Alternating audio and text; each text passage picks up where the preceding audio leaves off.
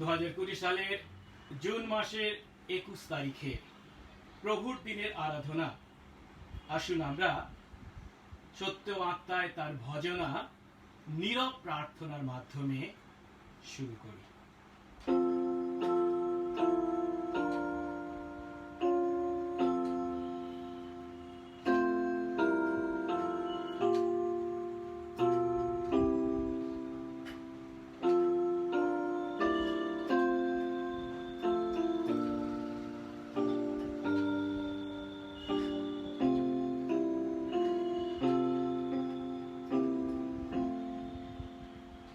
সমস্ত পৃথিবী সদা প্রভুর উদ্দেশ্যে জয়ধ্বনি করো, সানন্দে সদা প্রভুর সেবা করো, আনন্দ গান সহ তাহার সম্মুখে আইসো। তোমরা জানিও সদা প্রভু ঈশ্বর, তিনি আমাদিগকে নির্মাণ করিয়াছেন, আমরা তাহার প্রজা ও তাহার চড়া নির্মেষ।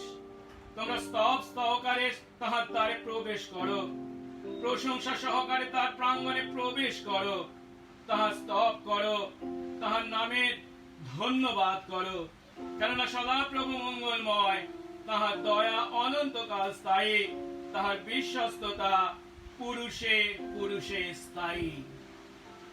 পবিত্র মঙ্গলময় সর্বস্ব পিতা, তোমার ধন্যবাদ করি, তোমার প্রশংসা, তোমার গৌরব করি প্রভু গো। তোমার অনুগ্রহে তোমার দাস দাসী এই সময় যখন আমরা তোমার চরণ তলে মিলিত হয়েছি, সত্য আত্মায় তোমার আরাধনা করার জন্য প্রভু তুমি আমাদেরকে তোমার কাছে নিয়ে এসেছো। প্রভু আমরা তোমায় ধন্যবাদ জানাই, তোমার প্রশংসা, তোমার গৌরব করি। বিশেষ করে প্রভু এই কঠিন পরিবেশ ও পরিস্থিতির মধ্যে দিয়ে যদিও আমরা চলেছি, তুমি তোমার অনুগ্রহে আমাদেরকে বাঁচিয়ে রেখেছো, জীবনের প্রতিটি প্রয়োজন তুমি পূর্ণ করে চলেছো এবং প্রভু সর্বোপরি তোমার আরাধনা করার সুযোগ দিয়েছ।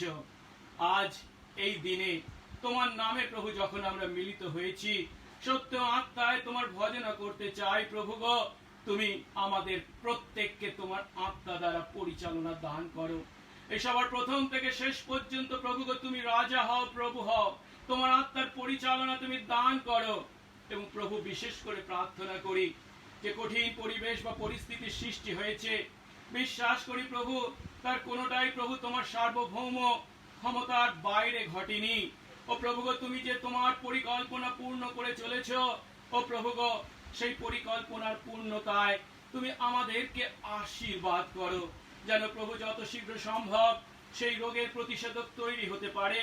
এবং প্রভু আমরা এখন যদিও নিজেদের বাড়িতে বসে অনলাইনে আরাধনা করছি, কিন্তু যত শীঘ্র সম্ভব সবাই মিলে একসঙ্গে তোমার আরাধনা করতে পারি, মণ্ডলী গৃহে মিলিত হতে পারি, স্তব স্তুতি করতে পারি, সেই আশীর্বাদ করো প্রভু গো। তোমার অনুগ্রহ দাও। আজ এই অনলাইনের আরাধনায় যতজন যোগ দিয়েছেন, প্রথম থেকে শেষ পর্যন্ত সত্য আত্মায় তোমার ভজনা করতে তুমি তাদেরকে আশীর্বাদ করো এবং প্রভু প্রচুর পরিমাণে তোমার গৌরব তুমি গ্রহণ করো, সঙ্গে সঙ্গে থাকো। যিশু নামে এই প্রার্থনা চাই, আমেন। এই সময় আমরা প্রভুর প্রশংসার্থে গান করব। আসুন আমরা আমাদের গান বই থেকে ইংরাজি 68 সংখ্যার গানটি করি, ধন্য সেই রক্তের উৎস। ইংরাজি 68 সংখ্যার গান, পেজ নাম্বার 148।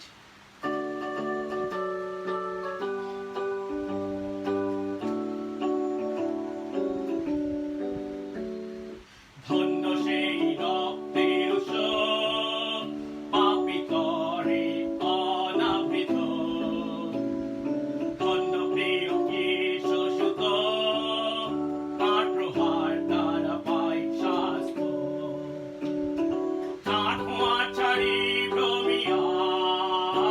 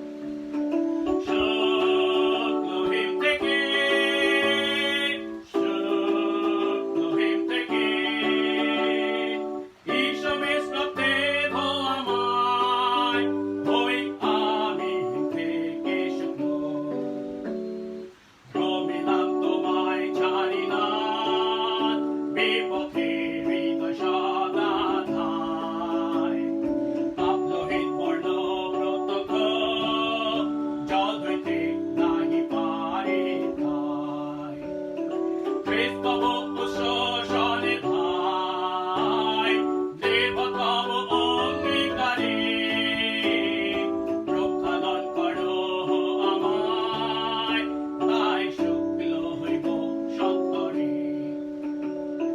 শুক্লহীন থেকে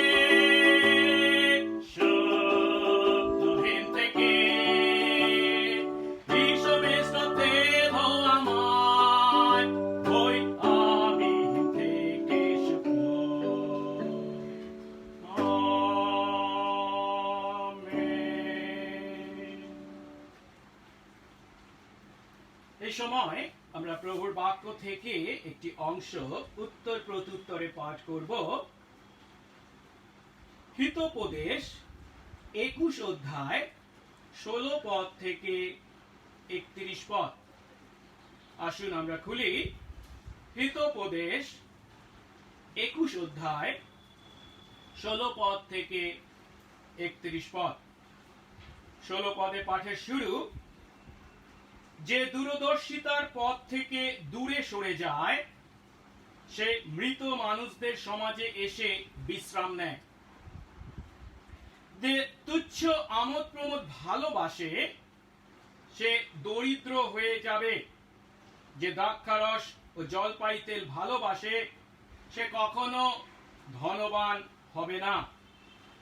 দুষ্টেরা ধার্মিকের জন্য ও বিশ্বাসঘাতকেরা ন্যায়পরায়ণদের জন্য মুক্তিপণ হবে। কলহপ্রিয়া ও খুঁতখুঁতে স্ত্রীর সঙ্গে বসবাস করার চেয়ে বরং মরুভূমিতে বসবাস করা ভালো। জ্ঞানবানেরা পছন্দসই খাদ্যদ্রব্য ও জলপাই তেল সঞ্চয় করে রাখে, কিন্তু মূর্খেরা তাদের কাছে যা কিছু থাকে সেসব গ্রাস করে ফেলে। যে ধার্মিকতা ও ভালোবাসার পশ্চাৎধাবন করে সে জীবন, সমৃদ্ধি ও সম্মান পায়। যে জ্ঞানবান সে বলশালীদের নগর আক্রমণ করতে পারে ও সেই বলশালীরা যে দুর্গের উপরে নির্ভর করে থাকে সেগুলিও চূর্ণ করে দিতে পারে। যারা তাদের মুখ ও জিভ সংযত রাখে তারা নিজেদেরকে চরম দুর্দশা থেকে রক্ষা করে। অহংকারী ও দাম্ভিক মানুষ, তার নাম বিদ্রূপকারী, অশিষ্ট উন্মত্ততাপূর্ণ আচরণ করে। অলসের তীব্র আকাঙ্ক্ষা তার মৃত্যু ডেকে আনে, কারণ তার হাত দুটি কাজ করতে অস্বীকার করে। সারাটি দিন ধরে সে আরো বেশি কিছু পাওয়ার আকাঙ্ক্ষা করে, কিন্তু ধার্মিকতা অকাতরে দান করে। দুষ্টদের বলিদান ঘৃণাহ, মন্দ উদ্দেশ্য নিয়ে যখন তা আনা হয় তখন তা আরো কত না বেশি ঘৃণাহ হয়ে যায়। মিথ্যা সাক্ষী ধ্বংস হয়ে যাবে, কিন্তু মনোযোগী শ্রোতা সফলতাপূর্বক সাক্ষ্য দেবে। দুষ্টেরা দুঃসাহসিক ধৃষ্টতা খাড়া করে, কিন্তু ন্যায়পরায়ণরা তাদের জীবনযাত্রার ধরনের কথা ভেবে চলে। এমন কোন প্রজ্ঞা, দূরদর্শিতা বা পরিকল্পনা নেই যা সদাপ্রভুর বিরুদ্ধে সফল হতে পারে। ঘোড়াকে যুদ্ধের দিনের জন্য তৈরি করে রাখা হয়, কিন্তু বিজয় নির্ভর করে সদাপ্রভুর উপরে। আমেন। আসুন আমরা আমাদের মণ্ডলীর বিশ্বাস সূত্র তথা প্রৈরিতিক বিশ্বাস সূত্র সকলে একসঙ্গে বিশ্বাস সহকারে স্বীকার করি। আমি ঈশ্বরে বিশ্বাস করি, যিনি স্বর্গ ও পৃথিবীর সৃষ্টিকর্তা, সর্বশক্তিমান পিতা এবং তাহার একমাত্র পুত্র আমাদের প্রভু যীশু খ্রিস্টে, যিনি পবিত্র আত্মা দ্বারা গর্ভস্থ হইলেন, কুমারী মরিয়ম হইতে জন্মিলেন, পন্তীয় পিলাতের সময় দুঃখ ভোগ করিলেন, ক্রুশবিদ্ধ হইলেন, মরিলেন ও কবরস্থ হইলেন, তৃতীয় দিবসে মৃতদের হইতে পুনরায় উঠিলেন, স্বর্গে আরোহণ করিলেন এবং সর্বশক্তিমান পিতা ঈশ্বরের দক্ষিণ পার্শ্বে বসিয়া আছেন, তথা হইতে জীবিত ও মৃতদের বিচার করিতে আসিবেন। আমি পবিত্র আত্মায়, পবিত্র সর্বজনীন মণ্ডলীতে সাধুদের সহভাগিতায় পাপ মোচনে, শরীরের পুনরুত্থানে ও অনন্ত জীবনে বিশ্বাস করি। আমেন।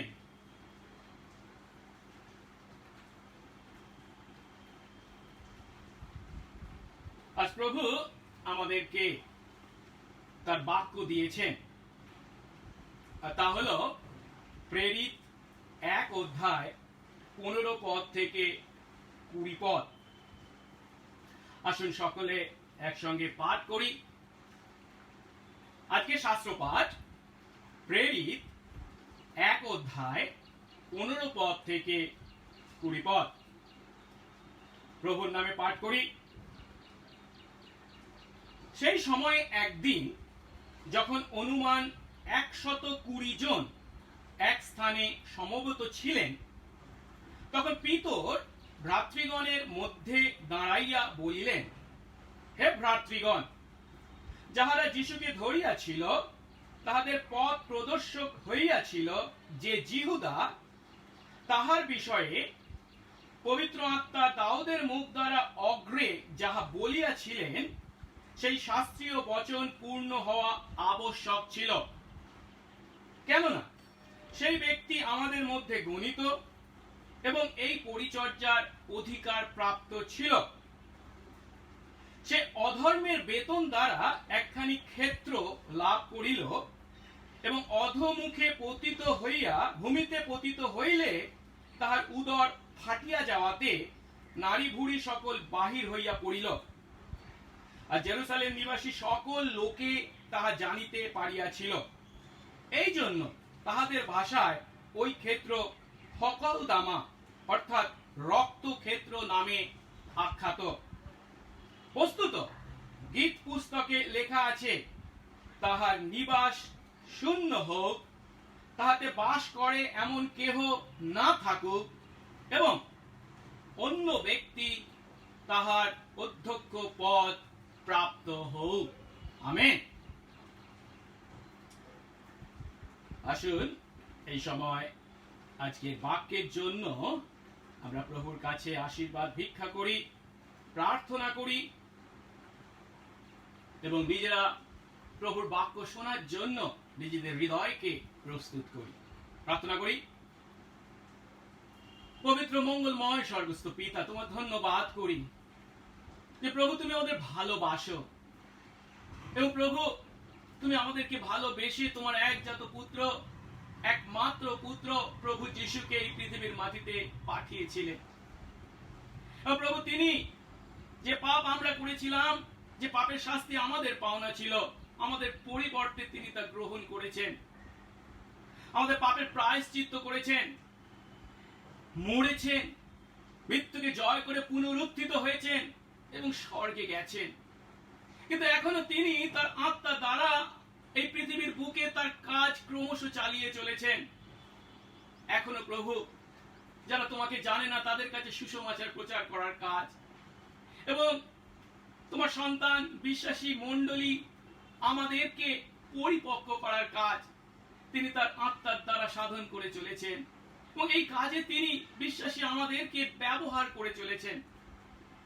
ও প্রভু, তাই তো আজ আমরা তোমার চরণতলে এইভাবে মিলিত হবার সুযোগ পেয়েছি, তোমার বাক্য থেকে শেখার সুযোগ পেয়েছি।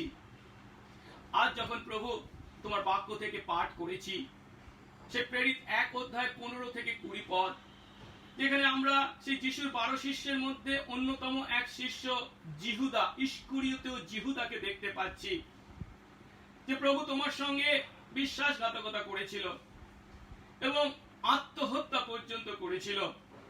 প্রভু, আজ বিশ্বাসী আমাদের জীবনে, মণ্ডলীর জীবনে যখন এই ধরনের দুঃখজনক বা অপ্রীতিকর ঘটনা ঘটে, তখন আমরা তাকে কিভাবে চিন্তা করব, তোমার বাক্য আমাদেরকে কি শিক্ষা দিচ্ছে তা প্রভু উপলব্ধি করতে তুমি আমাদের প্রত্যেককে তোমার আত্মা দ্বারা পরিচালনা দান করো।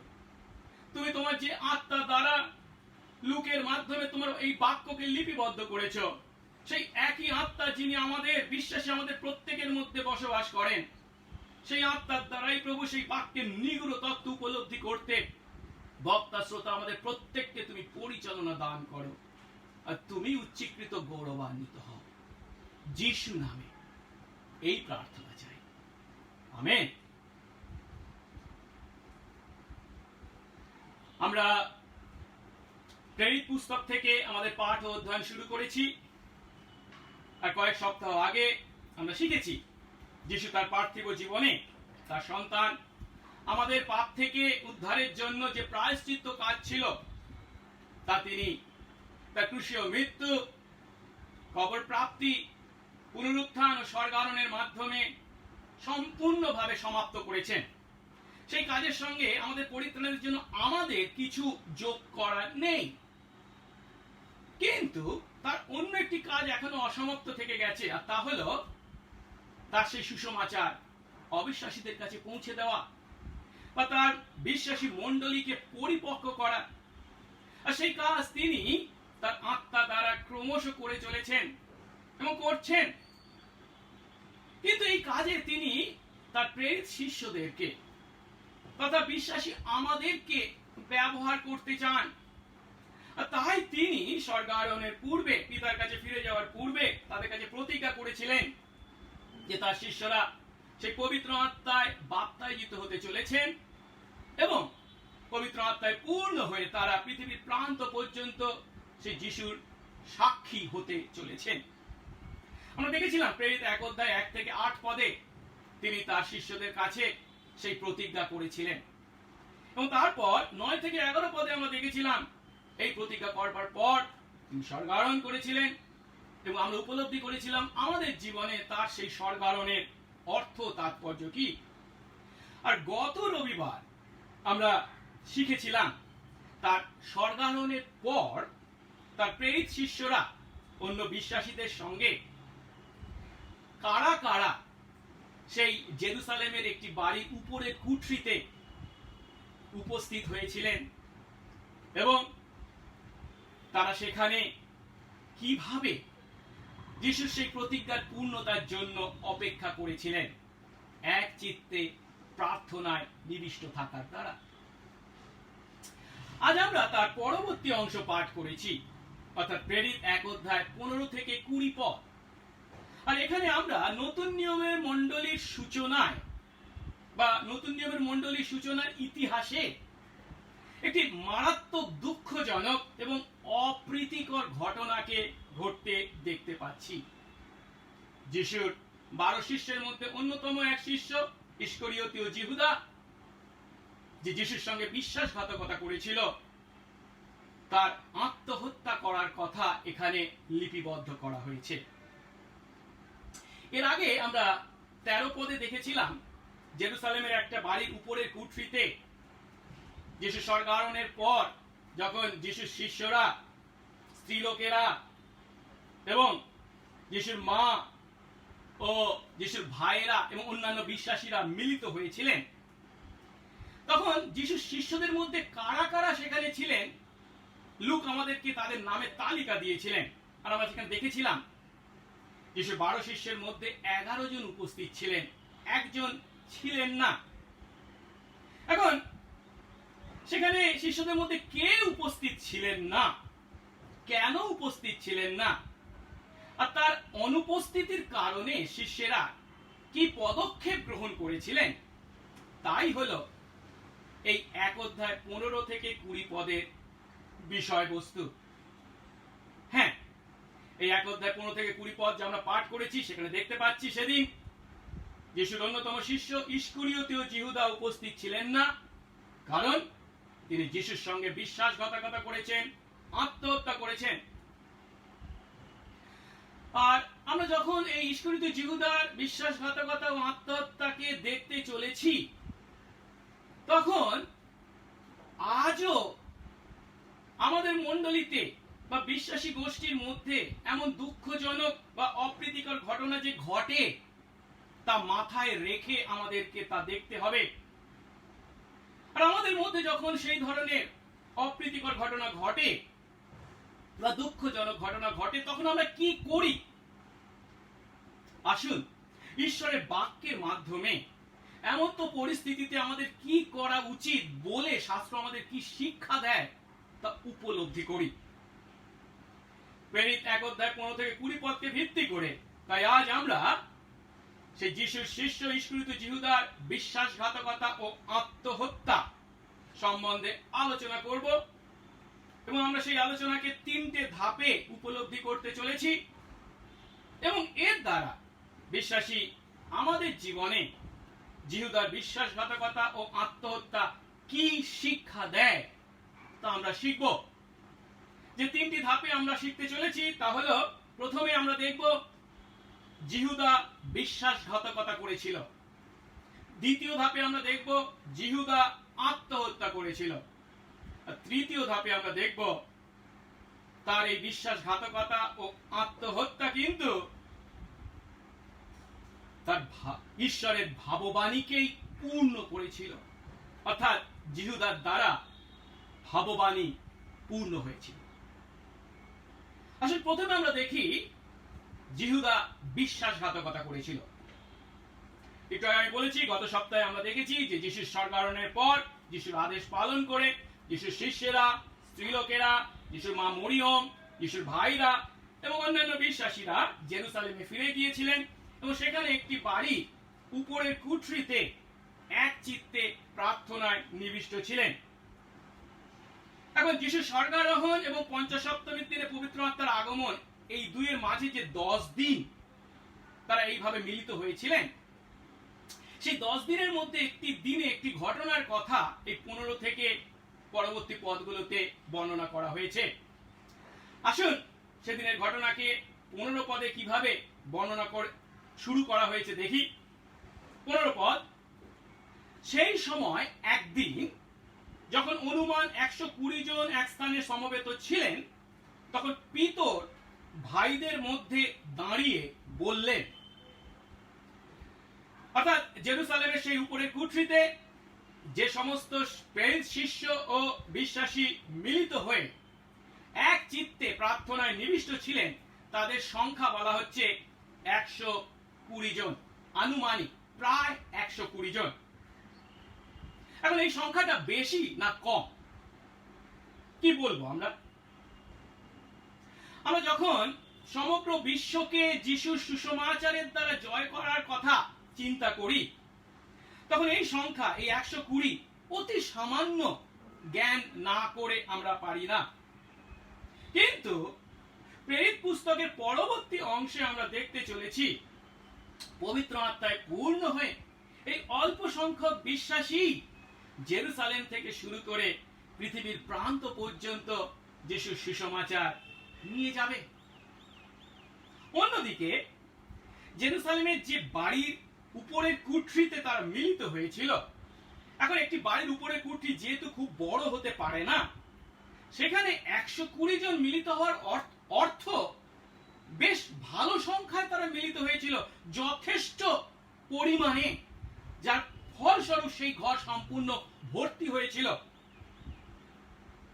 আর যিশুর পুনরুত্থানের পর এখানেই যে বিশ্বাসীরা একসঙ্গে সব থেকে বেশি সংখ্যায় সমবেত হয়েছিলেন তা কিন্তু নয়, কারণ এর আগে যিশুর পুনরুত্থানের পর, স্বর্গারোহণের পূর্বে তিনি যখন বিভিন্ন সময় শিষ্যদেরকে দেখা দিয়েছিলেন, তার একটা আবির্ভাবের কথা বর্ণনা করতে গিয়ে 1 করিন্থীয় 15:6 পদে পৌল লিখেছেন, তিনি যখন গালিলের একটি স্থানে শিষ্যদের দেখা দিয়েছিলেন, তখন একসঙ্গে প্রায় 500 জনেরও বেশি ভাইদের বা বিশ্বাসীদেরকে তিনি দেখা দিয়েছিলেন।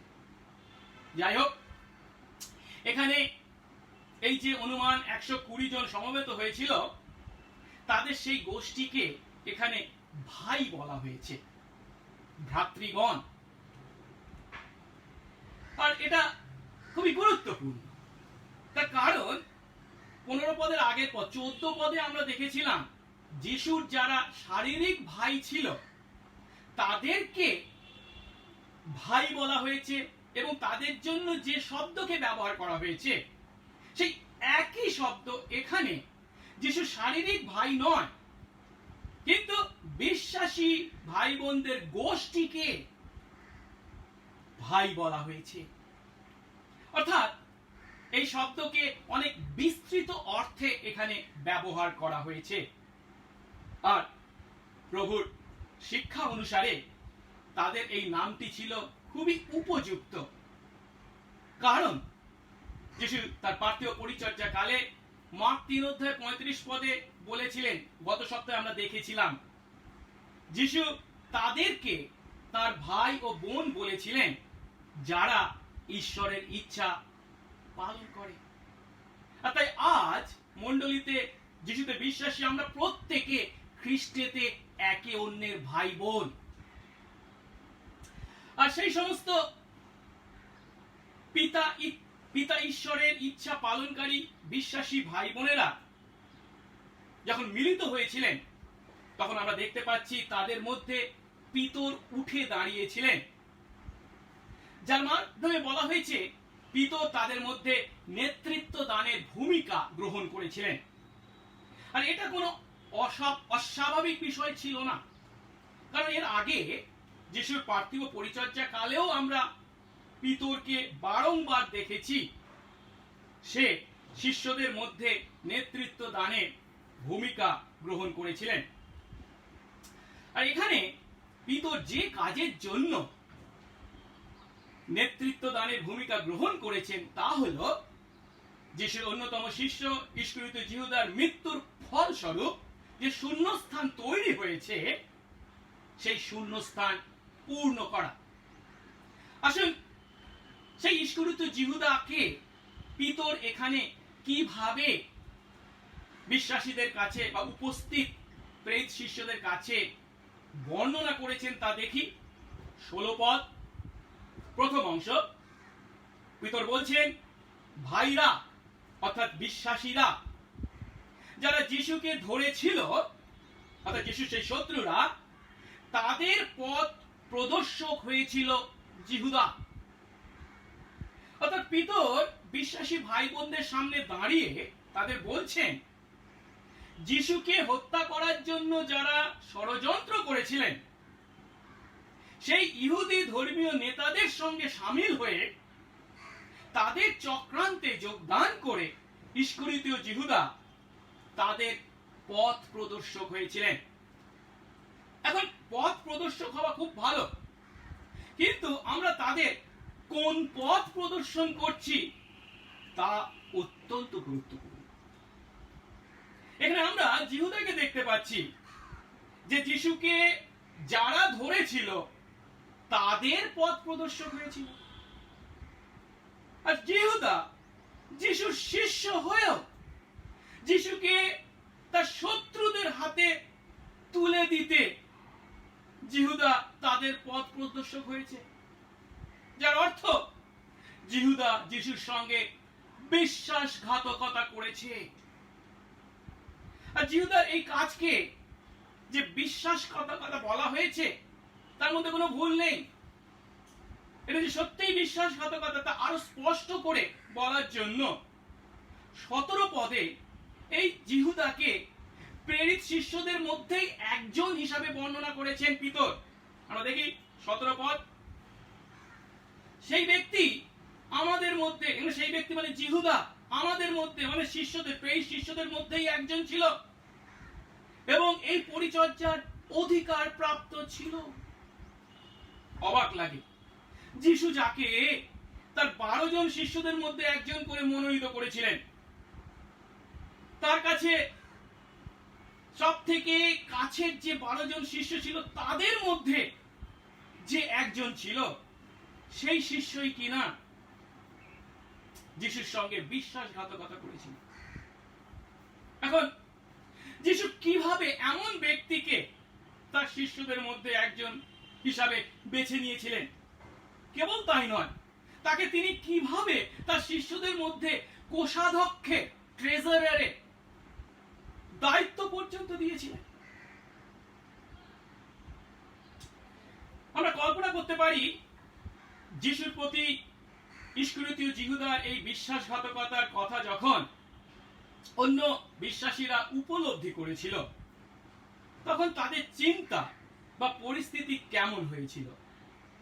কারণ আজও আমাদের মণ্ডলীর মধ্যে যখন এমন ঘটনা ঘটে, যখন কাউকে আমরা বিশ্বাস থেকে দূরবর্তী হতে দেখি, এমনকি যিশুর বিষয় বা যিশুর বিরুদ্ধে সাক্ষ্য দিতে পর্যন্ত তাদের দেখি, তখন আমাদের কেমন লাগে? তখন কি আমাদের হৃদয় তাদের প্রতি অবিশ্বাস, ঘৃণা, তিক্ততায় পূর্ণ হয়? জিহুদা যিশুর প্রতি যে বিশ্বাসঘাতকতার কাজ করেছিল, তাকে আমাদের শাস্ত্রের দৃষ্টিকোণ থেকে উপলব্ধি করতে হবে। তার এই কাজের দ্বারা যেহেতু ভাববাণী পূর্ণ হয়েছিল, সেহেতু আমরা তার কাজকে পূর্ব নির্ধারিত জ্ঞান করে তার অপরাধকে হালকা বা লঘু করতে পারি না। না, তা কখনো বাইবেলের শিক্ষা নয়। বাইবেল আমাদেরকে তা বলে না, তা সত্য নয়। ষোড়শ শতাব্দীর অন্যতম মণ্ডলী সংস্কারক জন ক্যালভিন, যাকে আমরা ঈশ্বরের সার্বভৌমত্বের শরিক শিক্ষাদানকারী হিসেবে চিন্তা করি, তিনি বলেছেন, ভাববাণী পূর্ণতার ফলস্বরূপ জিহুদা যে এই কাজ করেছিল তা নয়। বা আরো পরিষ্কার করে, ভাববাণীর পূর্ণতার ফলস্বরূপ জিহুদা সেই কাজ করেছিল, এর ভিত্তিতে আমরা জিহুদার অপরাধকে এড়িয়ে যেতে পারি না। কারণ ভাববাণীর জবরদস্তিতে জিহুদা এই কাজ করেনি, কিন্তু তার হৃদয়ের দুষ্টতার কারণেই সে এই কাজ করেছিল। আসুন, জিহুদার এই কাজকে একটু কাছ থেকে দেখে আমরা উপলব্ধি করতে চেষ্টা করি। জিহুদা যদিও যিশুর 12 জন শিষ্যের মধ্যে একজন ছিল এবং পরিচর্যার অধিকার পেয়েছিল, যেটা 17 পদে বলা হয়েছে, কিন্তু সত্য হলো জিহুদা কখনো নতুন জন্ম প্রাপ্ত পাপ থেকে পরিত্রাণ লাভকারী ব্যক্তি ছিল না। আর জন 6 অধ্যায় যিশু এ বিষয়ে খুব স্পষ্ট করে উল্লেখ করেছিলেন, যখন তিনি তার শিষ্যদেরকে এই কথা বলেছিলেন। আমরা যদি 6 অধ্যায় 64 পদ দেখি, বলছেন, কিন্তু তোমাদের মধ্যে কেউ কেউ আছে যারা বিশ্বাস করে না। শিষ্যদের মধ্যে কেউ কেউ আছে যারা বিশ্বাস করে না। কারণ যিশু প্রথম থেকেই জানতেন, যখন তারপর তার ব্যাখ্যা দিচ্ছেন, এই যে যিশু বিশ্বাস করে না বলছে, তার অর্থ কি? যখন কি বলছেন না, যারা যিশু প্রথম থেকেই জানতেন কে কে বিশ্বাস করে না এবং কেই বা তাকে শত্রু হাতে সমর্পণ করবে। কেবল তাই নয়, আর একটু এগিয়ে যদি যাই, 71 ও 72 পদ দেখি, যিশু বলছেন, তোমরা এই 12 জন আমি কি তোমাদের মনোনীত করিনি? আর তোমাদের মধ্যেও একজন দিয়াবল আছে। যিশু 12 জনের মধ্যে একজন দিয়াবলের উপস্থিতির কথা বলছেন। তার অর্থ কি? যখন ব্যাখ্যা করে 72 পদে বলছেন, এই কথা তিনি ইস্করিওতীয় শিমনের পুত্র জিহুদার বিষয়ে বললেন, কারণ সেই ব্যক্তি তাকে, অর্থাৎ জিহুদা যিশুকে সমর্পণ করবে, সে 12 জনের মধ্যে একজন। কারণ জিহুদাকে তাহলে কেন যিশু তার শিষ্যদের মধ্যে রেখেছিলেন? জিহুদাকে প্রেরিতদের মধ্যে রাখা হয়েছিল কারণ যিশুর সঙ্গে বিশ্বাসঘাতকতা করা তার পক্ষে প্রয়োজনীয় ছিল। অবশ্য এর অর্থ এই নয় যে জিহুদা নিজের ইচ্ছার বিরুদ্ধে ঈশ্বর জোর করে জিহুদাকে দিয়ে যিশুর প্রতি বিশ্বাসঘাতকতার কাজ করিয়েছিলেন। না, তা নয়। যিশু জিহুদার বিষয়ে এমন কথা পর্যন্ত বলেছিলেন, সে এমন দুষ্কর্ম পছন্দ করেছিলেন যে তিনি বলছেন, সেই মানুষের জন্ম না হলে তার পক্ষে ভালো ছিল। মতি 26 অধ্যায় 24 পদে। পরিবর্তে ঈশ্বর জিহুদার এমন মন্দ অভিপ্রায়কে ব্যবহার করেও তার পূর্ব পরিকল্পিত উদ্দেশ্য পূর্ণ করেছিলেন, যা প্রেরিত 2 অধ্যায় 23 পদে আমরা দেখতে পাই। এখন যখন আমরা জিহুদাকে দেখি, তখন উপলব্ধি করি জিহুদা প্রচুর সুযোগ পাওয়া সত্ত্বেও তা নষ্ট করেছিল। সে যে কেবল 12 জনের মধ্যে একজন ছিল এবং তার জন্য বিশেষ অধিকারী ছিল তা নয়, 3 বছর ধরে সে যিশুর সঙ্গে সময় কাটাবার সুযোগ পেয়েছে এমনকি পরিচর্যা করারও সুযোগ পেয়েছিল। আর 11 জনের মতো সেও যিশুকে বিশ্বাস করার সুযোগ পেয়েছিল, কিন্তু সে বিশ্বাস করেনি। তবুও যিশুর সান্নিধ্যে থাকার পিছনে তার ব্যক্তিগত স্বার্থ চরিতার্থ করার উদ্দেশ্যই কাজ করেছিল। ধরা যেতে পারে অন্য ইহুদিদের ন্যায় জিহুদাও আশা করত মসিহের দ্বারা রোমীয় পরাধীনতা থেকে ইসরায়েলের মুক্তি। কিন্তু তার কাছে যখন এই কথা স্পষ্ট হয়েছিল যে যিশুর কিন্তু সেই পরিকল্পনা নেই, আর যে ক্ষমতা বা প্রতিপত্তি জিহুদা আশা করেছিল তা যে কোনোদিন পূর্ণ হবে না, জিহুদা তখন তার 3 বছর যিশুর পিছনে ঘুরে ঘুরে তার যে ব্যক্তিগত ক্ষতি স্বীকার তাকে করতে হয়েছিল তা পুষিয়ে নিতে যতদূর সম্ভব সে চেষ্টা চালিয়েছিল। আর সেই ক্ষতিপূরণ সে কিভাবে করেছিল? মাংসে মূর্তিমান ঈশ্বর পুত্র যিশু খ্রিস্টকে শত্রুদের হাতে সমর্পণ করে। হ্যাঁ, সেই লোভেই সে যিশুকে শত্রুদের হাতে সমর্পণ করেছিল। আর এই লোভের দ্বারা তার মনের এই দুষ্টতা আরো স্পষ্ট আকারে প্রকাশ পেয়েছে। আর এখানে এই যে সে প্রথম এমন কাজ করেছে তা নয়, এর আগেও তার মধ্যে এই যে লোভ কাজ করেছিল তার পরিচয় আমরা পাই যখন 12 অধ্যায়, যখন আমরা দেখতে পাই মরিয়ম যিশুকে সেই দামি আতর দিয়ে অভিষেক করেছিলেন, তখন তার সেই কাজকে সমালোচনা করে এই ইস্করিত জিহুদা বলেছিলেন, এই আতর 300 সিকিতে বিক্রি করে কেন দরিদ্রদের দেওয়া গেল না?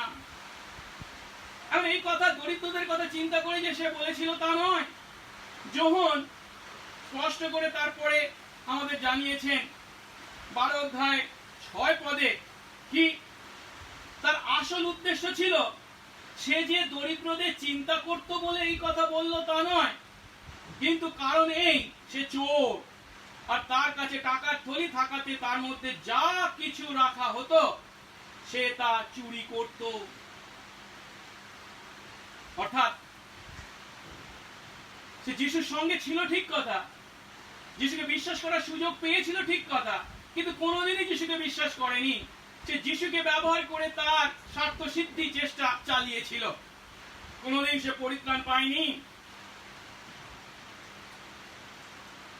কিন্তু যখন সে দেখতে পেল যে তার ব্যক্তিগত ইচ্ছা পূর্ণতা সম্ভব নয়, তার ব্যক্তিগত ইচ্ছা পূর্ণতার মুখে ছাই পড়েছে, এবং সে যখন তার লোভের কাছে পরাজিত হলো, তখন মাত্র 30 রৌপ্য মুদ্রার বিনিময়ে জিহুদা যিশুকে শত্রুদের হাতে তুলে দিতেও দ্বিধা করেনি। তো তার দ্বারা নিজে নরকে বিনষ্ট হবার পথ জিহুদা বেছে নিয়েছিল। যিশুর সঙ্গে জিহুদার এই বিশ্বাসঘাতকতাকে আমরা যেন কখনো হালকা ভাবে না নিই। আর এখানে পিতরও খুব স্পষ্ট ভাষায় তার এই কাজকে অধর্ম বলেছেন, যেটা আমরা 18 পদের শুরুতে দেখতে পাই। সে অর্থাৎ জিহুদা অধর্মের বেতন দিয়ে একটি ক্ষেত্র লাভ করল। অর্থাৎ এই বিশ্বাসঘাতকতার কাজকে পিতর অধর্ম, পাপ কাজ বা অপরাধ বলে বর্ণনা করেছেন। আজ যখন আমরাও জিহুদার ন্যায় ব্যক্তিকে আমাদের বিশ্বাসী গোষ্ঠীর মধ্যে দেখতে পাই, তখন আমরা প্রচন্ড ধাক্কা খাই, গভীর ব্যথা অনুভব করি। তখন যেন আমরা ইস্করিয়তীয় জিহুদার কথা স্মরণ করি, যে কিনা আমাদের প্রভুর সঙ্গে পর্যন্ত বিশ্বাসঘাতকতা করেছিল। কেবল আমাদের প্রভু নন, প্রেরিত পৌলের প্রতিও একই ঘটনা ঘটেছিল, যখন তিনি এমন কথা বলেছেন 2 তিমোথেয় 4 অধ্যায় 10 পদে, দিমা এই বর্তমান যুগ ভালোবেসে আমাকে ত্যাগ করেছে এবং থিসলনিকিতে গিয়েছে। এখন আমাদের প্রভু যখন তার নিজের শিষ্যের দ্বারা বিশ্বাসঘাতকতার শিকার হয়েছে, তবে প্রভুর রাজ্যে আমাদের সঙ্গে যখন কেউ বিশ্বাসঘাতকতা করে তা অস্বাভাবিক ঘটনা নয়। কারণ প্রভু নিজে বলেছেন, দাস তার প্রভু থেকে বড় নয়। লোকে যখন আমাকে তাড়না করেছে তখন তোমাদেরকেও তাড়না করবে। যোহন 15:20। তাই আমরা সেই ভাই বা বোনের কাজের ফলস্বরূপ আমাদের হৃদয়ে তার প্রতি ঘৃণা বা তিক্ততায় পূর্ণ করব না। পরিবর্তে জিহুদার কাজের কথা চিন্তা করে আমরা সান্ত্বনা লাভ করব এবং সেই ভাই বা বোনের পরিবর্তনের জন্য, মন পরিবর্তনের জন্য প্রার্থনা করব। আসুন এবার আমরা দ্বিতীয় ধাপে জিহুদা যে কাজ করেছিল তা দেখি। আর তা হলো জিহুদা আত্মহত্যা করেছিল, যার বর্ণনা আমরা 18 এবং 19 পদে পাই।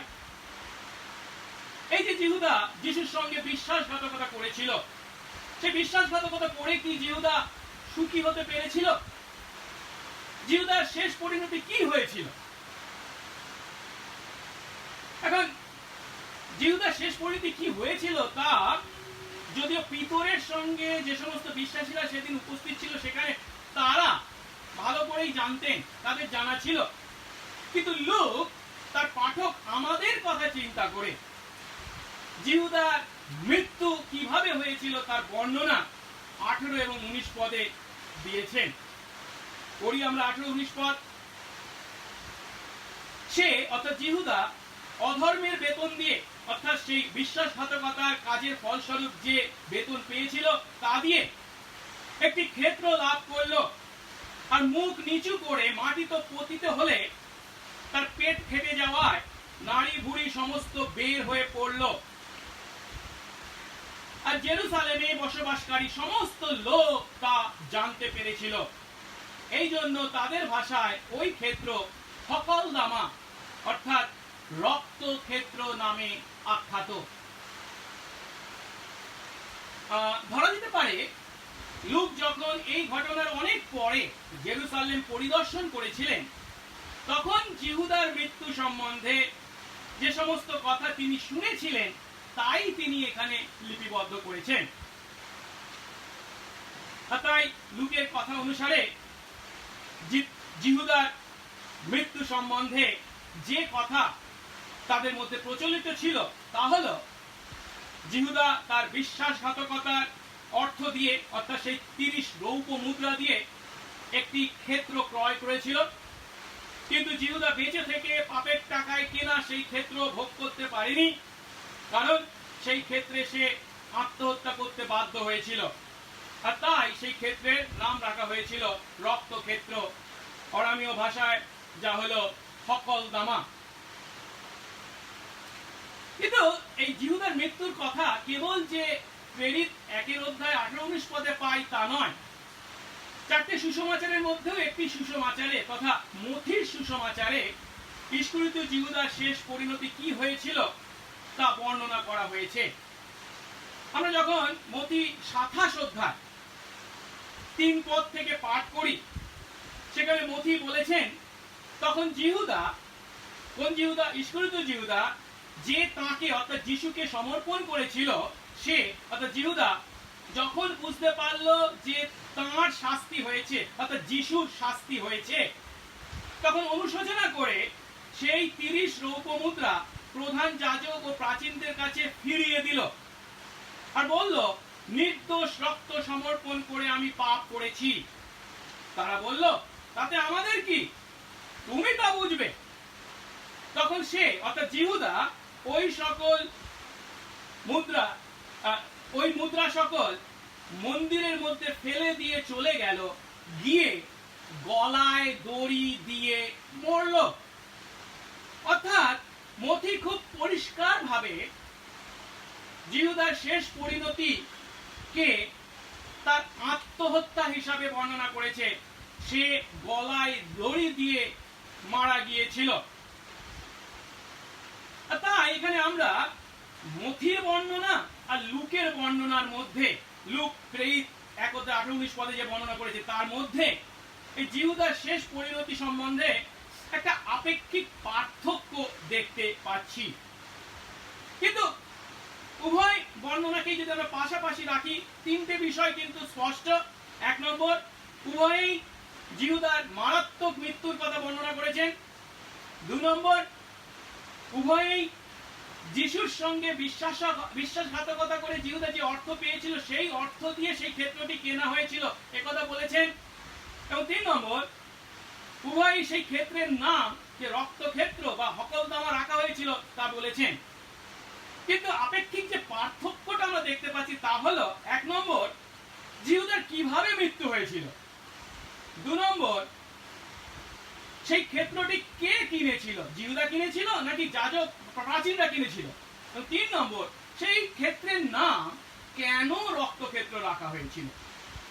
আসুন আমরা এই পার্থক্যগুলোকে একটু ভালো করে চিন্তা করি, কারণ এই পার্থক্য সম্বন্ধে আমাদের যদি প্রশ্ন বা সন্দেহ থেকে যায়, ঈশ্বরের বাক্য সম্বন্ধেই তা আমাদের সন্দেহ করতে বাধ্য করে।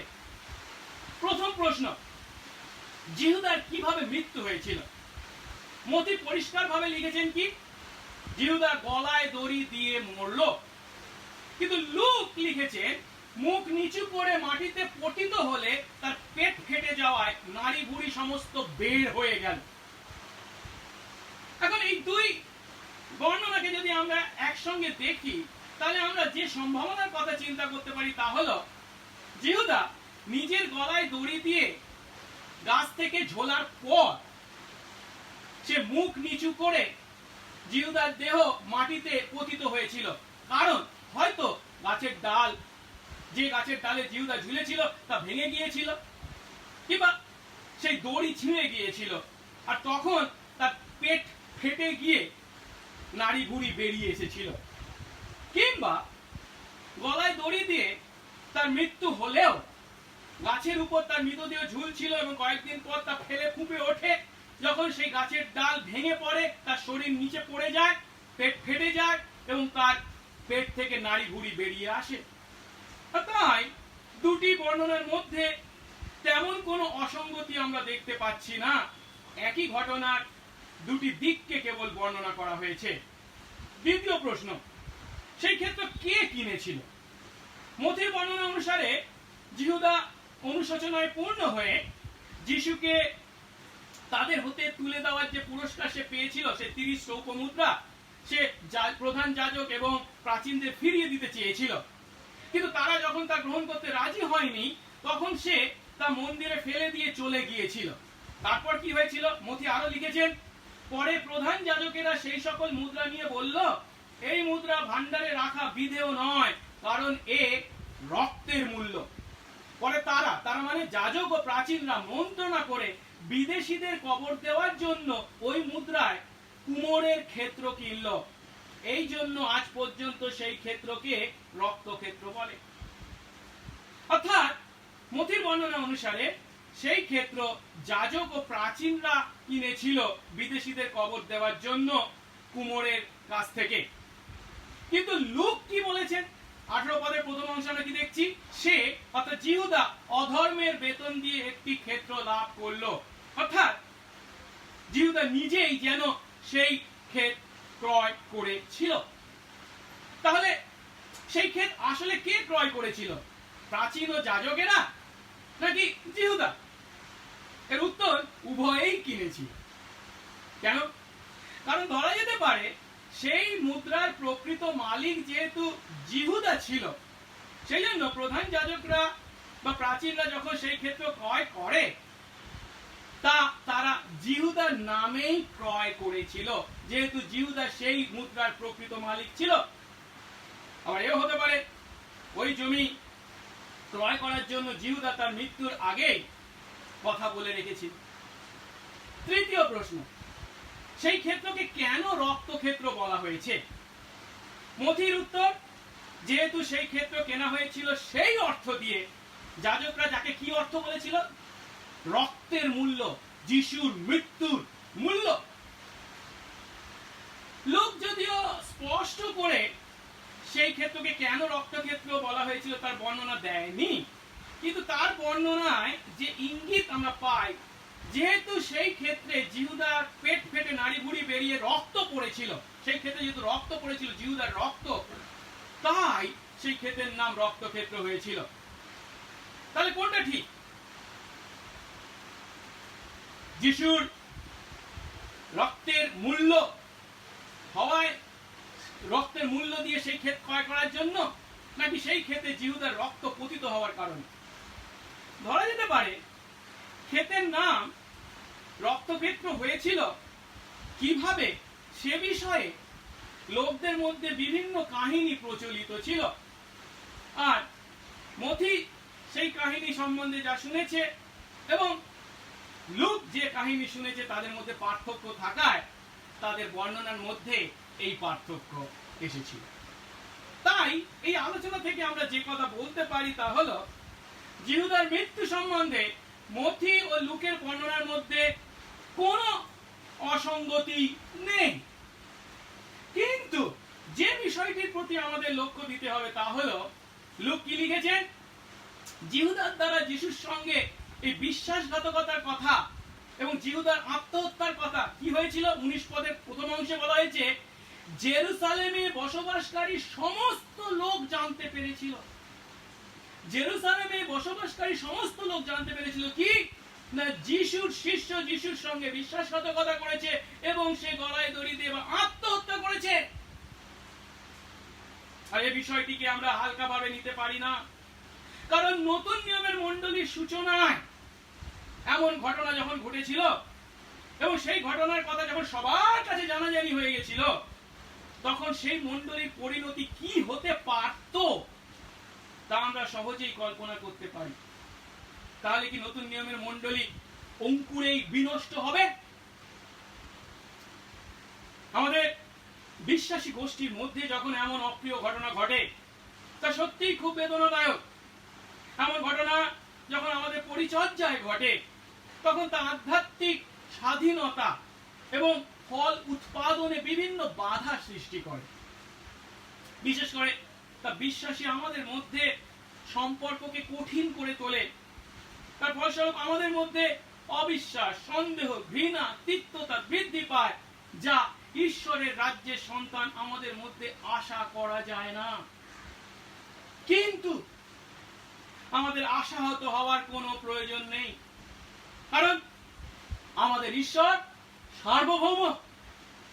এই পৃথিবীতে এবং তার মণ্ডলীতে তার অনুমতি ছাড়া কিছুই ঘটতে পারে না।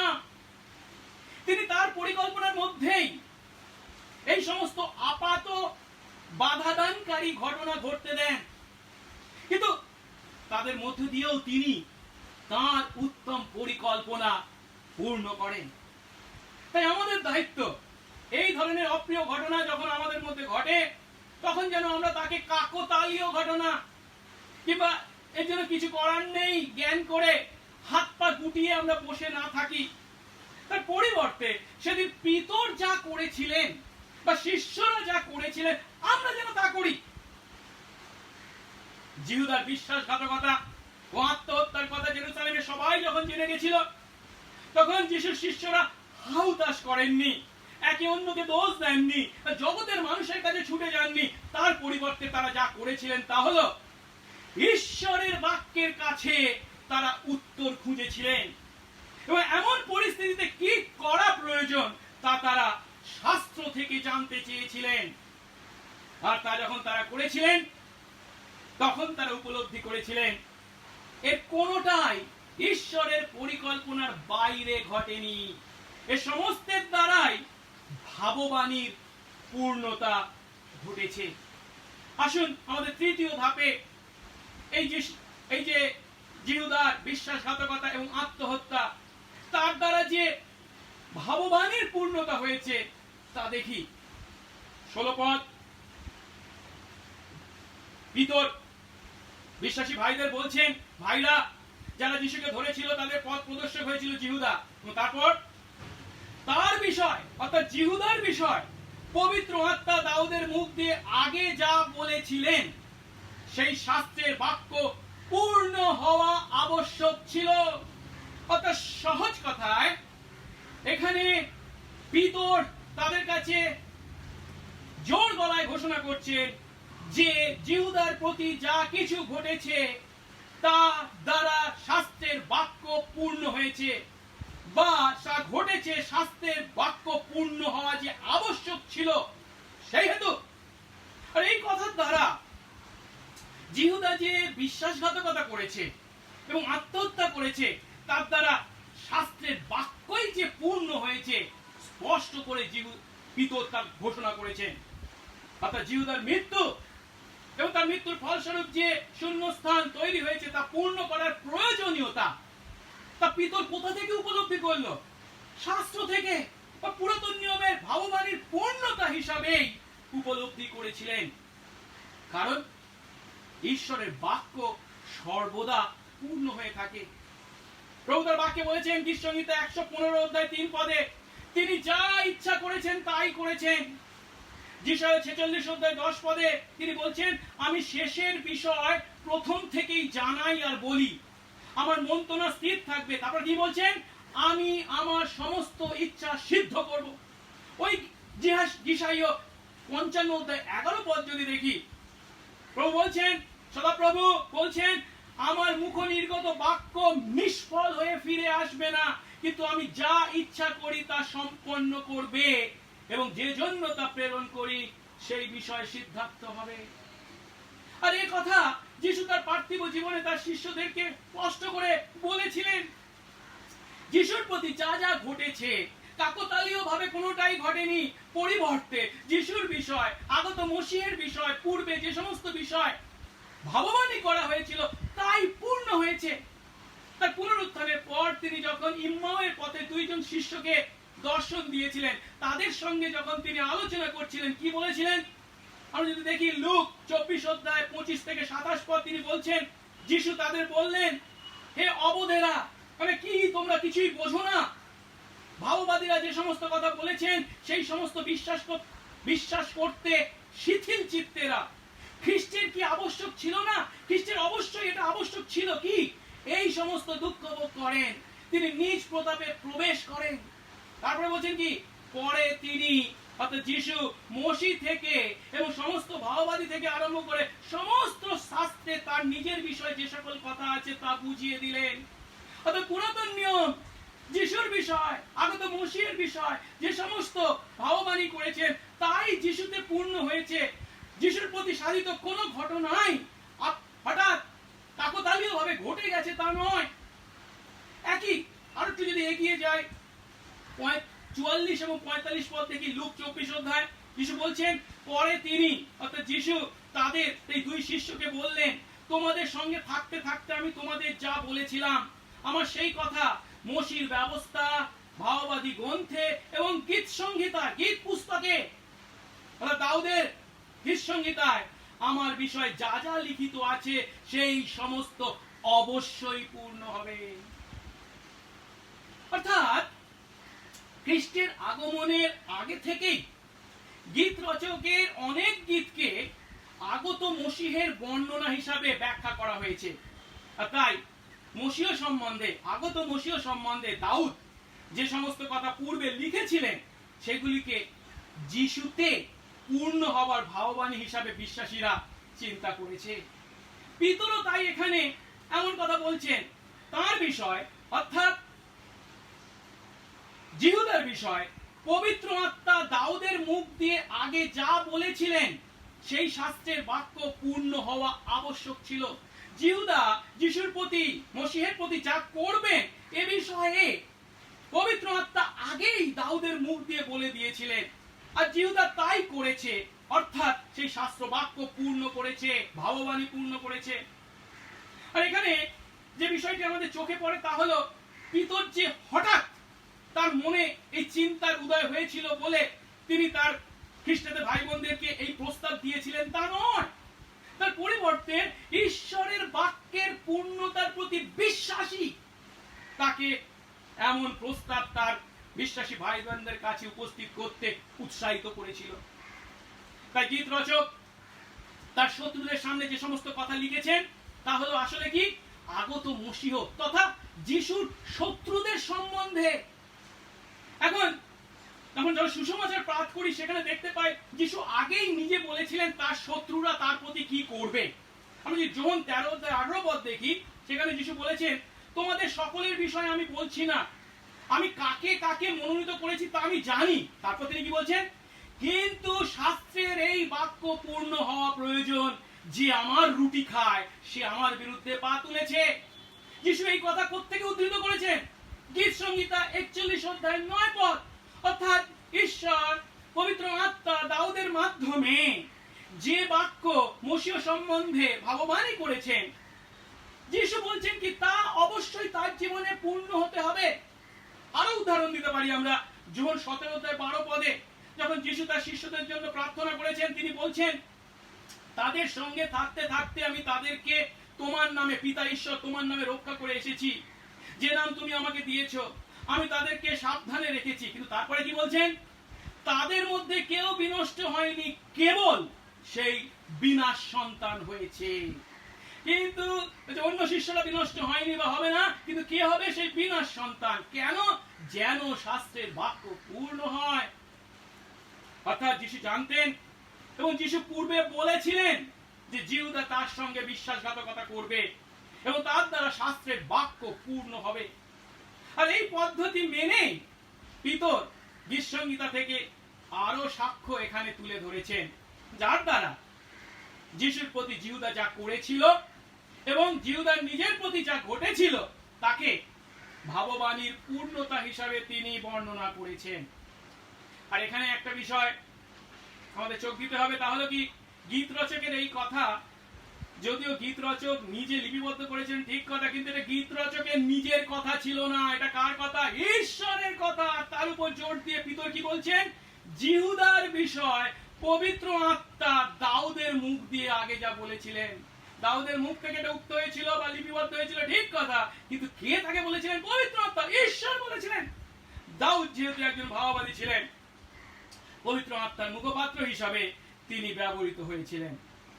আর এ সম্বন্ধে শাস্ত্র বাক্য যে ভাববাদীদের নিজের কথা নয়, কিন্তু পবিত্র আত্মা দ্বারা পরিচালিত হয়ে ঈশ্বরের কথাই তারা মানুষের কাছে বলেছেন, তার পক্ষে পিতরই পরে তার দ্বিতীয় পত্রে স্পষ্ট করে লিখেছেন, দ্বিতীয় পিতর 1 অধ্যায় 21 পদে, কারণ ভাববাণী কোনো মানুষের ইচ্ছাক্রমে উপনীত হয়নি, কিন্তু মানুষরা কার দ্বারা? পবিত্র আত্মা দ্বারা চালিত হয়ে। অর্থাৎ ভাববাদীরা পবিত্র আত্মা দ্বারা চালিত হয়ে ঈশ্বরের কাছ থেকে যা পেয়েছে তাই বলেছেন। এখন 16 পদের দ্বিতীয় অংশে জিহুদার প্রতি যা ঘটেছে তাকে পবিত্র আত্মা দ্বারা দাউদের মাধ্যমে উক্ত ভাববাণীর পূর্ণতা বলে বর্ণনা করার পর 20 পদে আমরা দেখতে পাচ্ছি দাউদের কোন ভাববাণী জিহুদার এই কাজের দ্বারা পূর্ণ হয়েছেন তা গীত সংহিতা থেকে 2টি পদকে উদ্ধৃত করে পিতর এখানে উল্লেখ করেছেন। 20 পদ দেখি। বস্তুত গীত পুস্তকে লেখা আছে, অর্থাৎ দাউদের মাধ্যমে পবিত্র আত্মা বলেছেন, প্রথমটি কি, তার বাসস্থান শূন্য হোক, তাতে বাস করে এমন কেউ না থাকুক। আর এই কথাটা আমরা পাই গীত সংহিতা 69 অধ্যায় 25 পদে। এবং তারপর আরো একটি বিষয় ভাববাণী করা হয়েছিল, অন্য ব্যক্তি তার অধ্যক্ষ পদ প্রাপ্ত হোক, যেটা আমরা গীত সংহিতা 109 অধ্যায় 8 পদে পাই। সহজ কথায় গীত সংহিতা 69 অধ্যায় 25 পদে গীত রচক তার শত্রুদের পরিণতি সম্বন্ধে প্রার্থনা করে বলছেন কি, তার বাসস্থান যেন ধ্বংস হয়, সেই যে ক্ষেত্র জিহুদা ক্রয় করেছে তা যেন ধ্বংস হয়। এবং গীত সংহিতা 109 অধ্যায় 8 পদে গীত রচক প্রার্থনা করছেন কি, তার মৃত্যুর আগে যেন তার কোন একজন শত্রুর মৃত্যু হয় এবং তার স্থানে, সেই শত্রুর স্থানে যেন অন্য একজন প্রতিষ্ঠিত হয়। অর্থাৎ সহজ কথায় এখানে জিহুদার শূন্য পদ পূর্ণ করার জন্যই উপযুক্ত উত্তরসূরিকেই এখানে নিয়োগ করার প্রয়োজনীয়তার কথা বলা হয়েছে। অর্থাৎ সহজ কথায় জিহুদার প্রতি যে সমস্ত ঘটনা ঘটেছিল তাদেরকে শাস্ত্রবাক্যের আলোকে পিতর ঈশ্বরের পরিকল্পনার অংশ হিসাবে উপলব্ধি করেছিলেন। 16 পদে স্পষ্ট করে বলা হয়েছে, সেই শাস্ত্রবাক্য পূর্ণ করা আবশ্যক ছিল। অর্থাৎ যা কিছু ঘটেছে তার মধ্যে ঈশ্বর ছিলেন সার্বভৌম। জিহুদার বিশ্বাসঘাতকতার দ্বারা যিশু তার শত্রুদের হাতে সমর্পিত হয়েছিলেন ঠিক কথা, তার শত্রু তথা ইহুদি ধর্মীয় নেতারা তাকে রোমীয় শাসনকর্তা পিলাতের হাতে তুলে দিয়েছিলেন, ঠিক কথা।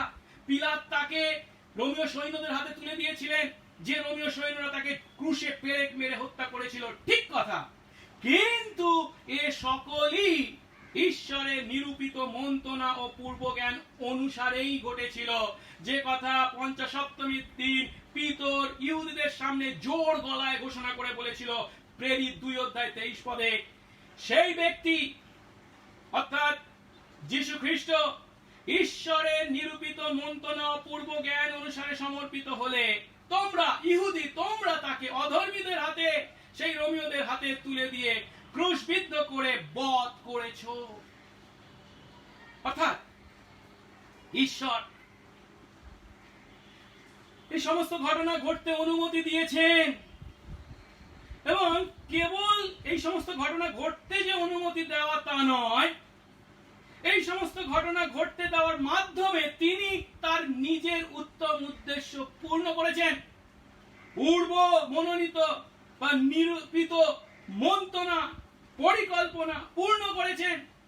আর তাই সেদিন সেই পঞ্চসপ্তমীর দিন পিতর আরো ঘোষণা করে যিশুর বিষয়ে কি বলেছিলেন, 2:32-36 পদ, এই যিশুকে যাকে তোমরা মেরেছিলে বধ করেছিলে, সেই যিশুকে ঈশ্বর উঠিয়েছেন, অর্থাৎ জীবিত করেছেন, তিনি পুনরুত্থিত হয়েছেন, আমরা সকলেই এ বিষয়ে সাক্ষী। তারপর 36 পদে, ইসরায়েল সমস্ত কুল জানো যে যাকে তোমরা ক্রুশে দিয়েছিলে সেই যিশুকেই ঈশ্বর প্রভু ও খ্রিস্ট উভয়ই করেছেন। জিহুদা যিশুর সঙ্গে বিশ্বাসঘাতকতা করেছিল, অনুশোচনায় জিহুদা আত্মহত্যা করতেও বাধ্য হয়েছিল, কিন্তু এর সমস্ত ঘটনাও ঈশ্বরের পরিকল্পনার বাইরে ঘটেনি, এবং তাদের মাধ্যমেও ঈশ্বর তার উত্তম পরিকল্পনা পূর্ণ করেছেন। বিশেষ করে এই কথা আজ বিশ্বাসী আমাদের জন্য একইভাবে প্রয়োজন। আমরা যারা বিশ্বাসী, আমাদের প্রতি তিনি তার মঙ্গল ইচ্ছা সর্বদা সমস্ত পরিস্থিতির মধ্যে সাধন করে চলেছেন। তাই পৌল রোমীয় 8:28 বলেছেন, আমরা জানি যারা ঈশ্বরকে ভালোবাসে, যারা তার অভিপ্রায় অনুসারে আহুত, তিনি সমস্ত বিষয়ে তাদের মঙ্গল সাধনের জন্য কাজ করেন। এই কারণে আজ আমাদের মধ্যে যখন কোনো অপ্রীতিকর ঘটনা ঘটে, বিশ্বাসী গোষ্ঠীর মধ্যে বিশ্বাসঘাতকতা বা আত্মহত্যার মতো ঘটনা ঘটে, তা অবশ্যই আমাদের কষ্ট দেয়, আমাদের মধ্যে ক্ষত তৈরি করে, আমাদেরকে যন্ত্রণা দেয়, ঠিক কথা। কিন্তু আমরা যেন তাদের সেই সমস্ত কাজ কতখানি গুরুতর তা অস্বীকার না করি। হ্যাঁ, অবশ্যই সেই সমস্ত কাজ গুরুতর, তাদের অপরাধকে হালকা ভাবে না নি, ঠিক কথা। কিন্তু পাশাপাশি আমাদের স্মরণে রাখতে হবে তা যে কেবল আমাদের প্রতি ঘটছে বা ঘটেছে তা নয়, আমাদের প্রভুর প্রতি এবং শাস্ত্রে উল্লেখিত প্রভুর বিভিন্ন দাসের প্রতিও একইভাবে ঘটেছে। কেবল তাই নয়, এই সমস্ত ঘটনার উপর সর্বোপরি ঈশ্বরের সার্বভৌমত্ব কাজ করে চলেছে। তাই যখন কেউ আমাদের সঙ্গে বিশ্বাসঘাতকতা করে, আমরা যেন আশা করি কি এই ঘটনার মধ্যেও ঈশ্বরের কোন উত্তম পরিকল্পনা কাজ করে চলেছে। ফলস্বরূপ আমরা আমাদের হৃদয়ে ঘৃণা বা তিক্ত মনোভাবকে প্রশ্রয় দেব না।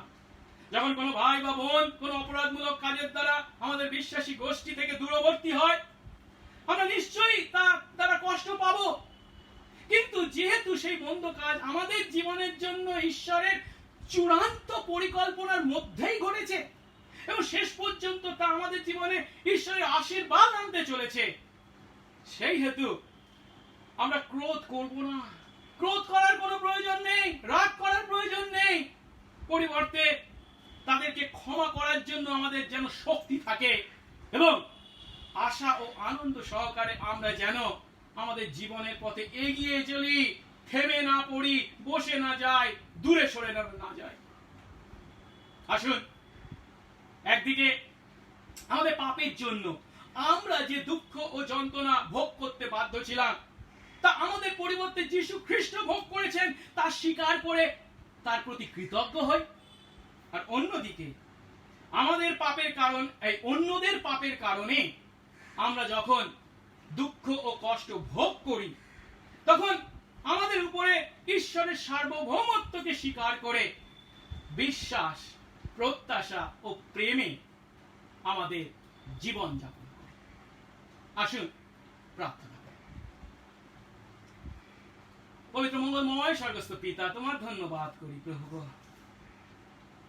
আর তোমার বাক্য থেকে নতুন নিয়মের মণ্ডলীর ইতিহাসের সূচনায় সেই দুঃখজনক এবং অপ্রীতিকর ঘটনা সম্বন্ধে আমরা আলোচনা করলাম, যখন সেই যিশুর 12 জন শিষ্যের মধ্যে একজন ইস্করিয়তীয় জিহুদা যিশুর সঙ্গে বিশ্বাসঘাতকতা করেছিল, আত্মহত্যা পর্যন্ত করেছিল। কিন্তু প্রভু, তুমি আজ একদিকে যখন তার সেই কাজকে আমাদের হালকা ভাবে নিতে বলনি, কাজে কতখানি গুরুতর ছিল তা উপলব্ধি করতে আমাদের সাহায্য করলে, এবং সেই বিশ্বাসঘাতকতা কাজের জন্য যে জিহুদাই দায়ী, সে যে কোনদিন তোমার সান্নিধ্যে থেকেও পরিত্রাণের আস্বাদ পায়নি, তা তুমি দেখালে। তার দ্বারা যেন আমরা সতর্ক হই, তুমি আশীর্বাদ করো। একইভাবে প্রভু, তার আত্মহত্যাকেও আমরা দেখলাম, এবং সেই বিশ্বাসঘাতকতা বা আত্মহত্যা উভয়ের দ্বারাই যে তোমার ভাববাণী পূর্ণ হয়েছে। তোমার পুত্র যীশু খ্রিস্টের পৃথিবীর মাটিতে আসবেন, আর সেই আগত মসীহ সম্বন্ধে পুরাতন নিয়মে যে সমস্ত ভাববাণী করা হয়েছিল, তাদের প্রত্যেকটি যে পূর্ণ হওয়া আবশ্যক ছিল তা তুমি দেখালে। জিহুদার কাজও সেই ভাববাণী পূর্ণ করেছে। আর তার দ্বারা আমরা উপলব্ধি করলাম যে প্রভু, বিশ্বাসী আমাদের জীবনে কোনো ঘটনায় কাকতালীয় নয়। এমনকি আমাদের বিশ্বাসী গোষ্ঠীর মধ্যে যখন কেউ অপ্রীতিকর কাজ করে, দুঃখ কষ্ট যন্ত্রণা আমরা পাই, ঠিক কথা, কিন্তু সেখানেই যেন আমরা থেমে না থাকি। এ সমস্তের উপরে তোমার সেই সার্বভৌম কর্তৃত্ব, ক্ষমতা ও পরিকল্পনাকে যেন আমরা বিশ্বাসের চোখ দিয়ে দেখতে পাই। সেই সমস্ত আপাত বাধাদানকারী ঘটনার দ্বারাও যে তুমি, ও প্রভু গো, আমাদের জীবনে উত্তম কাজ সাধন করতে চলেছ, এবং প্রভু আমাদেরকে আশীর্বাদ করতে চলেছ, সেই বিশ্বাসের চোখ তুমি আমাদেরকে দাও। তোমার সার্বভৌমত্বে বিশ্বাস করে তোমার গৌরবার্থে বিশ্বাস, প্রত্যাশা ও প্রেমে এগিয়ে চলতে, সেই সমস্ত ভাই বোনদেরকে ক্ষমা করতে ও তাদের মন পরিবর্তনের জন্য প্রার্থনা করতে আমাদের আশীর্বাদ করো। সঙ্গে সঙ্গে থাকো, যিশু নামে এই প্রার্থনা চাই, আমেন।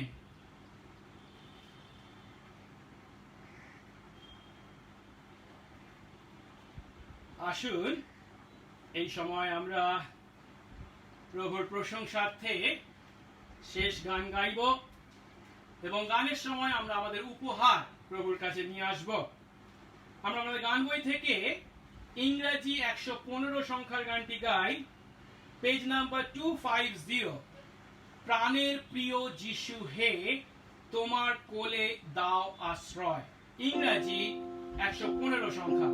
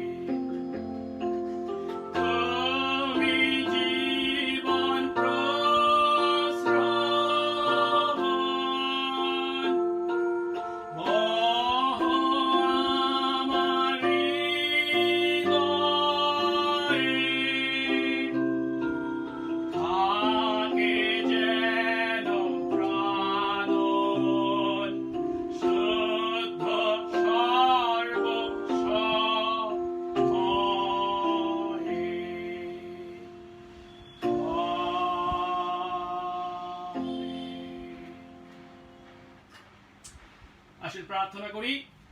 পবিত্র মঙ্গলময় স্বর্গস্থ পিতা, তোমার ধন্যবাদ করি প্রভু, তোমার সন্তান আমাদেরকে তুমি বাঁচিয়ে রেখেছো, প্রয়োজনীয় সমস্ত বিষয় জুগিয়েছ। তোমার সর্বোপরি আমাদেরকে, এই পাপী আমাদেরকে তোমার সন্তান করতে তুমি তোমার নিজের পুত্রকে পর্যন্ত উৎসর্গ করতে দ্বিধা করনি। তার দ্বারা সাধিত সেই প্রায়শ্চিত্ত কাজের ফলস্বরূপ প্রভু গো, তোমার অনুগ্রহে পবিত্র আত্মা দ্বারা যখন আমরা নতুন জন্ম লাভ করেছি, আমাদের পাপের জন্য অনুতপ্ত হয়ে সেই যিশুকেই আমাদের একমাত্র পরিত্রাতা প্রভু বলে বিশ্বাসে আমরা পাপের ক্ষমা পেয়ে তোমার সন্তান হয়েছি। প্রথম থেকে শেষ পর্যন্ত সবটাই প্রভু তোমার অনুগ্রহ। তোমার অনুগ্রহে তোমার সন্তান, তোমার গৌরব করবার যে সুযোগ পেয়েছি, তার জন্য প্রভু তোমার কাছে আমরা চিরকৃতজ্ঞ। আর তোমার প্রতি সেই কৃতজ্ঞতারই চিহ্ন স্বরূপ প্রভু গো এনেছি আমরা আমাদের দশমাংশ। ধন্যবাদ। এবং প্রভু গো, রবিবার ও অন্যান্য দান তোমার কাছে তুমি গ্রহণ করো, তোমার রাজ্য ও ধার্মিকতার কাছে ব্যবহার করো, এবং প্রভু তুমি উচ্চীকৃত গৌরবান্বিত হও, সঙ্গে সঙ্গে থাকো। যিশু নামে এই প্রার্থনা চাই, আমেন। এক্ষণে আমাদের একমাত্র ত্রাণকর্তা প্রভু যিশু খ্রিস্টের অপার অনুগ্রহ, পিতা ঈশ্বরের অসীম প্রেম, পবিত্র আত্মার শান্তি, সহভাগিতা ও আনন্দ বিশেষে আমাদের প্রতি, এই অঞ্চলে প্রভুর মনোনীত প্রত্যেকটি আত্মার প্রতি, অনলাইনে আরাধনাকারী প্রত্যেক বিশ্বাসী ভাই বোনের প্রতি এখন থেকে অনন্তকাল পর্যন্ত বিরাজিত হোক, আমেন।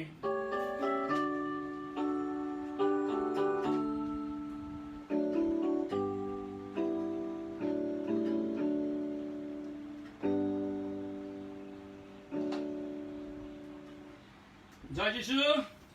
ঈশ্বর আমাদের প্রত্যেককে আশীর্বাদ করুন এবং করে চলেছেন। তাই আজও প্রভুর গৌরব করবার, আরাধনা করবার এই সুযোগ আমরা পেয়েছি। প্রার্থনা করব যাতে আমরা শারীরিকভাবে মিলিত হয়ে আমাদের মণ্ডলীতে আরাধনা করতে পারি। সেই দিন যত শীঘ্র সম্ভব যেন প্রভু তা আমাদের জন্য অনুমতি দেন। তার সঙ্গে বলি, যারা আজ আমাদের এই অনলাইন আরাধনায় প্রথম যোগ দিলেন, তাদের প্রতি ঈশ্বরের প্রচুর আশীর্বাদ কামনা করি। জানি না আমরা কতদিন এই অনলাইন আরাধনা করতে পারবো, কিন্তু যতদিন করি প্রার্থনা করি ঈশ্বর যেন আপনাদের আশীর্বাদ করেন এবং আপনারাও আপনাদের সময় সুযোগ মতো যেন যোগদান করতে পারেন। আমরা আশা করছি আগামী মাস অর্থাৎ জুলাই মাস থেকে আমরা আমাদের মণ্ডলীতে প্রভুর দিনে আরাধনায় মিলিত হতে পারবো।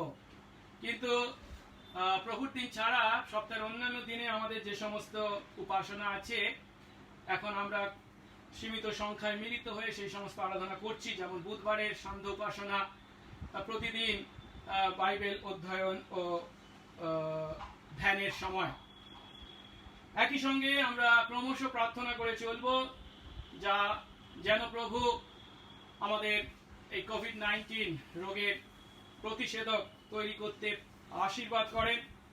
তার সঙ্গে যারা অক্লান্ত পরিশ্রম করে চলেছেন, সেই সমস্ত doctor, nurse, medical staff, police প্রশাসন বা জরুরি পরিষেবার সঙ্গে যুক্ত ব্যক্তি, তারা যেন সুস্থ সবল থাকেন, তার জন্য প্রার্থনা করব।